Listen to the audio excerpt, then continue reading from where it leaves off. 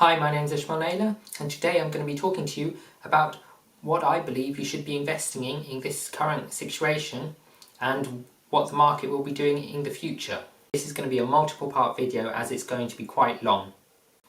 I think HMOs, personally, I think although there'll still be students and people will not care about the fact that this social distancing thing's been going on and that they want shared accommodation, I think that there'll be more people who are going from normal HMOs, shared accommodation, to possibly flats, which will then take the rental flats, which were SAs, which I think there'll be a slight reduction, and they'll go and be used for student market, and of people who would normally be HMOs who might be willing to pay a little bit more because there'll be some people who are nervous this virus hasn't completely disappeared, and so they'll be more inclined to go for small studio apartments, self-contained flats, that sort of thing.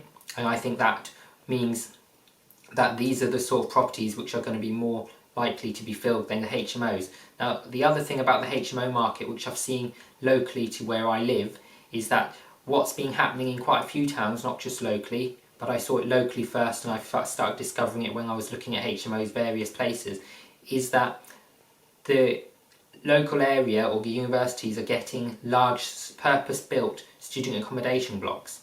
Now, these purpose-built student accommodation blocks, what they're doing is they are basically bringing all the students into one close proximity to the university. So whereas you might be able to go 10, 15, 20 minutes away from the university before, when you're competing with someone who's not much more expensive, for example, in the south of the UK, you've got Plymouth.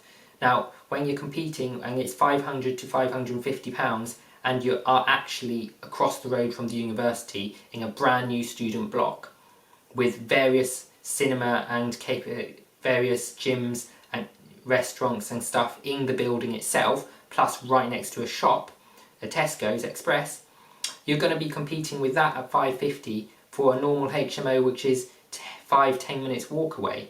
Now, 5-10 minutes walk is not a large distance, but when you are talking about right dead centre of the town, not only right next to the university because the Plymouth University is right in the town, but you're talking dead centre town, dead centre university versus a 10-15 minute walk from the outskirts of town into town and to the university. I think that you are going to have to drop your prices and the quality is going to have to be right up there compared with the new one.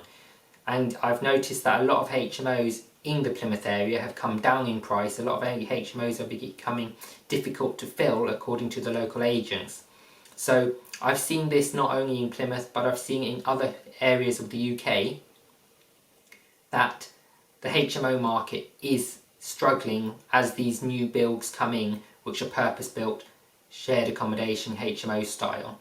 So you need to be careful with the HMO market. A lot of people are saying HMO, HMO, HMO, but as they always say, if everyone's talking about it, you've probably already missed the boat.